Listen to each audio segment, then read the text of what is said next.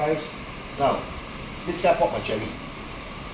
My first my first drive in the Cherry Tiggo, I think, what's it called? Tiggo, whatever. Good car. Huh? Cherry Tiggo, I guess. Cherry Tiggo, okay. Now, this car, amazingly, traffic noise, wind noise, very good. Now, why? Oh. Look at the glass here. It's double glazed. Now, Mercedes and BMW and Lexus, you can buy this. Even Porsche, the Taycan, you can spec this as an option, double glazed glass. So you reduce wind noise, traffic noise. Okay? Normal one, you don't pay for it, you get the normal glass. See, look at this car, you can see. Now, the most famous car for wind noise, Vishnu, your X50.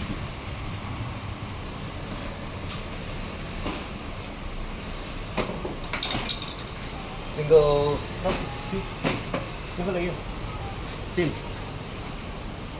Okay, very thin. And then the window, the design, I don't know what they are aerodynamically. Okay, so wind noise on this car can be mitigated, can be reduced, but cannot be eliminated. Okay, window design, shape, thin glass. Okay, but for Vishnu's car, what I did for you? Aeroseal, some free exposure. And then, yeah, window sealing and also some pushing the door, all four doors. Are you happy? Okay, yeah. Look there lah. Do some marketing for me lah.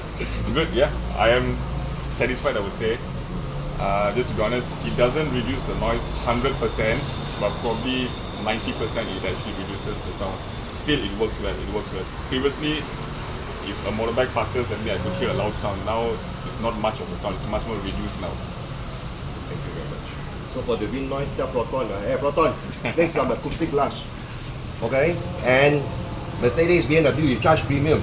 Look, China car 160,000, they give you acoustic glass. You guys should give it free, man. Right or not? Correct.